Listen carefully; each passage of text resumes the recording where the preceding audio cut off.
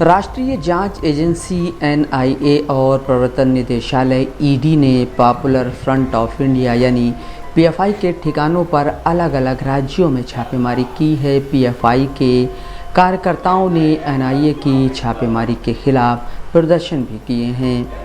हालांकि एनआईए ने आधिकारिक तौर पर अभी छापेमारी या हिरासत में लिए गए लोगों के बारे में जानकारी नहीं दी है। छापेमारी की ये कार्रवाइयाँ केरल, तेलंगाना, आंध्र प्रदेश, कर्नाटक, तमिलनाडु, बिहार, मध्य प्रदेश और अन्य कई राज्यों में की गई हैं।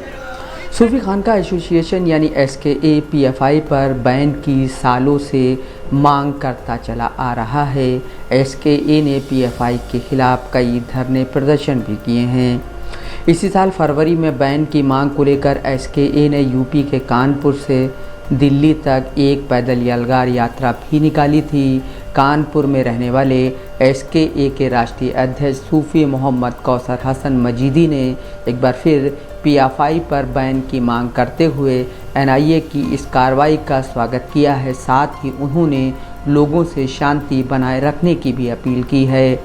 चरमपंथी कट्टरपंथी संगठन पीएफआई यानी पॉपुलर फ्रंट ऑफ इंडिया की जिस सच्चाई को सूफी खानका एसोसिएशन उजागर करने के लिए लगातार कई सालों से ज़मीन पर उतरकर संघर्ष कर रहा था, वो सच्चाई अब खुल करके सामने आने लगी है। कट्टरपंथी संगठन पीएफआई के 100 से अधिक लोगों की गिरफ्तारी एनआईए द्वारा जो की गई है वो स्वागत योग्य कदम है।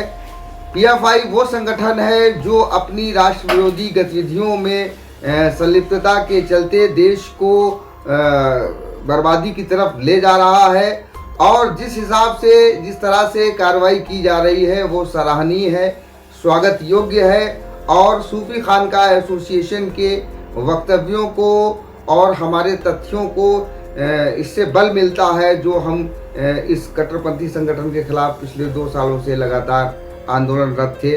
साथ ही देश की जनता से हमारी ये अपील है कि जो भी कार्रवाई पीएफआई के खिलाफ की जा रही है, इनके जो भी अराजक सदस्यों को गिरफ्तार किया जा रहा है, इनको पकड़ा जा रहा है, इसके संबंध में आप लोग शांति और धैर्य बनाए रखें क्योंकि जो भी जिस तरह का अपराध करता है अंततोगत्वा उस अपराधी को उसका जो मूल ठिकाना है जेल, वहाँ पर जाना पड़ता है और ये न्यायिक कार्रवाई का एक हिस्सा है जो छापेमारी की जा रही है।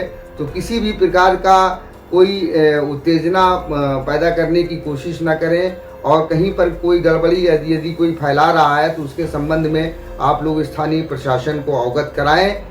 महाराष्ट्र एटीएस के एसपी संदीप खाड़े ने समाचार एजेंसी एएनआई को बताया है कि नांदेड़ समेत अलग अलग शहरों से पीएफआई के 20 कार्यकर्ताओं को हिरासत में लिया गया है। एनआईए के छापों के बाद पीएफआई ने एक बयान जारी कर कहा है, पीएफआई की राष्ट्रीय कार्यकारिणी परिषद ने एनआईए और ईडी के देशव्यापी छापों और अपने राज्य और राष्ट्रीय स्तर के कार्यकर्ताओं और नेताओं की अन्यायपूर्ण गिरफ्तारी की आलोचना की है। पीएफआई ने कहा है, एनआईए के दावे सनसनीखेज हैं और उनका मकसद आतंक का माहौल पैदा करना है। वो इस तरह की कार्रवाई के आगे कभी भी समर्पण नहीं करेंगे। एनआईए और ईडी ने बुधवार रात और गुरुवार सुबह देश के अलग अलग हिस्सों में स्थित पीएफआई के दफ्तरों पर एक साथ छापेमारी की कार्रवाई की। समाचार एजेंसी पीटीआई के मुताबिक इस छापेमारी के दौरान देश के अलग अलग हिस्सों से पीएफआई के 100 से अधिक कार्यकर्ताओं और नेताओं को हिरासत में लिया गया है। पीटीआई ने एनआईए के अधिकारियों के हवाले से बताया है कि हिरासत में लिए गए लोगों पर आतंकवादी गतिविधियों का समर्थन करने के आरोप हैं। 18 सितंबर को भी एनआईए ने तेलंगाना और आंध्र प्रदेश में पीएफआई से जुड़े 38 ठिकानों पर छापेमारी की कार्रवाई की थी और 4 लोगों को हिरासत में लिया था। एनआईए के मुताबिक अभियुक्त आतंकवादी गतिविधियां करने के लिए ट्रेनिंग कैंप आयोजित कर रहे थे और धर्म के आधार पर अलग अलग समूहों के बीच वैमनस्यता फैला रहे थे। हैदराबाद मामले की एफआईआर के मुताबिक अभियुक्तों ने भारत सरकार के खिलाफ युद्ध छेड़ने की साजिश रची। इस आपराधिक साजिश के तहत उन्होंने पीएफआई के कार्यकर्ताओं को नियुक्त किया और आतंकवादी गतिविधियां करने के लिए ट्रेनिंग कैंप आयोजित किए। एफआईआर के मुताबिक अभियुक्त ऐसी गतिविधियों में शामिल थे जिनका मकसद भारत की संप्रभुता और क्षेत्रीय अखंडता को नुकसान पहुंचाना था। एनआईए के अधिकारियों के मुताबिक ये एजेंसी का अभी तक का सबसे बड़ा ऑपरेशन है। केंद्रीय एजेंसियों एनआईए और ईडी ने 10 से अधिक राज्यों में गुरुवार सुबह छापेमारी की कार्रवाई की। पीटीआई के मुताबिक गुरुवार को हुई कार्रवाइयों में राज्यों की पुलिस भी शामिल है और ये गिरफ्तारियां एनआईए, ईडी और 6 राज्यों की पुलिस ने की है। रिपोर्ट प्रकाशित किए जाने तक एनआईए, ईडी और पुलिस बलों की कार्रवाई जारी थी और हिरासत में लिए गए लोगों की संख्या बढ़ भी सकती है। समाचार एजेंसी पीटीआई के मुताबिक कर्नाटक की राजधानी बेंगलुरु और 10 अन्य जगहों पर छापेमारी की गई है और पीएफआई के प्रांत प्रमुख नज़ीर पाशा के घर और दफ्तर पर भी छापा मारा गया है। वहीं मंगलौर में एनआईए ने पीएफआई और उसके राजनीतिक संगठन SDPI, social democratic party of India के दफ्तरों पर भी छापा मारा है। कर्नाटक के अलग अलग शहरों में एनआईए की कार्रवाई के खिलाफ पीएफआई और एसडीपीआई कार्यकर्ताओं ने प्रदर्शन भी किए हैं। कानून व्यवस्था बनाए रखने के लिए सीआरपीएफ, केंद्रीय रिजर्व पुलिस बल समेत भारी तादाद में पुलिस बल तैनात किए गए हैं। छापेमारी की कार्रवाइयों से पहले एनआईए ने राज्यों के पुलिस बलों से सहयोग मांगा था और कानून व्यवस्था के मद्देनज़र पुलिस बल तैनात करने के लिए कहा था। इसकी पुष्टि करते हुए मध्य प्रदेश के गृह मंत्री नरोत्तम मिश्रा ने पत्रकारों से बात करते हुए कहा कि मध्य प्रदेश पुलिस भी छापेमारी के दौरान एनआईए के साथ थी। इंदौर में भी 3 लोगों को हिरासत में लिया गया है। हालांकि नरोत्तम मिश्रा ने इस बारे में अधिक जानकारी न देते हुए कहा, ये एक संवेदनशील मामला है, अधिक जानकारी अभी नहीं दी जा सकेगी।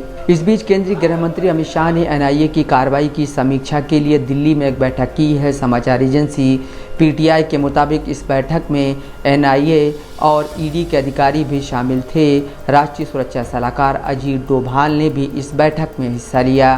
पीएफआई खुद को एक गैर सरकारी सामाजिक संगठन बताता है जिसका घोषित मकसद देश में गरीबों और पिछड़े लोगों के उत्थान के लिए काम करना और उत्पीड़न और शोषण का विरोध करना है। अपने गठन के बाद से ही ये संगठन विवादों में घिरा रहा है। फिलहाल पीएफआई देश के 20 से ज़्यादा राज्यों में एक्टिव है और लाखों लोग इससे जुड़े हैं, लेकिन इसका मजबूत आधार दक्षिणी भारत में है। केरल और कर्नाटक में इस संगठन की मजबूत मौजूदगी है। पीएफआई सबसे पहले 2010 में केरल में प्रोफेसर टीजे जोसेफ पर हमले के बाद चर्चा में आई थी। प्रोफेसर जोसेफ पर परीक्षा में पैगंबर मोहम्मद साहब पर अपमानजनक सवाल पूछने का आरोप था। पीएफआई कार्यकर्ताओं पर प्रोफेसर जोसेफ के हाथ काटने के आरोप लगे थे। बाद में अदालत ने अभियुक्त को सज़ा भी दी थी। प्रोफेसर पर हमले के मामले की जांच भी बाद में एनआईए ने की थी। हालांकि पीएफआई ने अपने आप को अभियुक्तों से अलग कर लिया था। दक्षिण भारत में मुसलमानों के अधिकारों के लिए काम कर रहे कई संगठनों के एक साथ आने के बाद पीएफआई का गठन नवंबर 2006 में हुआ था। गठन के बाद से ही पीएफआई विवादों में घिरी रही है।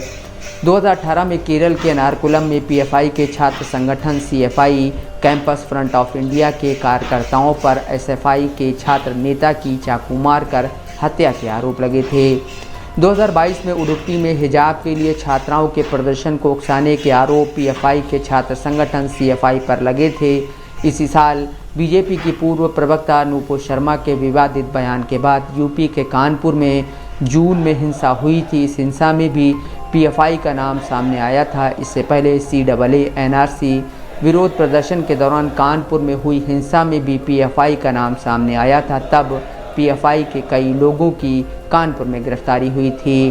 कानपुर की पुलिस पर भी पीएफआई के लोगों की मदद करने के आरोप लगते रहे हैं। पीएफआई सदस्य सरवर चिश्ती के खिलाफ दर्ज एक एफआईआर में थाना जूही के तत्कालीन थाना इंचार्ज संतोष कुमार आर्या ने फाइनल रिपोर्ट लगा दी थी। पूर्व परमपुरवा पुलिस चौकी इंचार्ज देव नारायण द्विवेदी पर भी पीएफआई के लोगों की मदद करने के आरोप हैं। इसके अलावा सूत्रों के मुताबिक मौजूदा वक्त में भी थाना जूही के पुलिसकर्मियों को पीएफआई सदस्यों के साथ उठते बैठते उनकी मदद करते, उनके कहने पर लोगों को पकड़ते छोड़ते देखा गया है। कुछ महीने पहले कर्नाटक में बीजेपी के युवा मोर्चा कार्यकर्ता प्रवीण नेटार की हत्या के आरोप पीएफआई कार्यकर्ताओं पर लगे थे। एनआईए इस मामले की जांच कर रही है। इस मामले में भी कई लोगों को गिरफ्तार किया गया है। केरल हाई कोर्ट ने एक टिप्पणी में पीएफआई को चरमपंथी संगठन कहा था। अभी तक सिर्फ झारखंड ने पीएफआई पर प्रतिबंध लगाया था, जिसे पीएफआई ने अदालत में चुनौती दी है। भारत की सिर्फ एक ही मुस्लिम सूफियों की संस्था सूफी खानका एसोसिएशन पूरे भारत में पीएफआई को बैन करने की मांग करती आई है।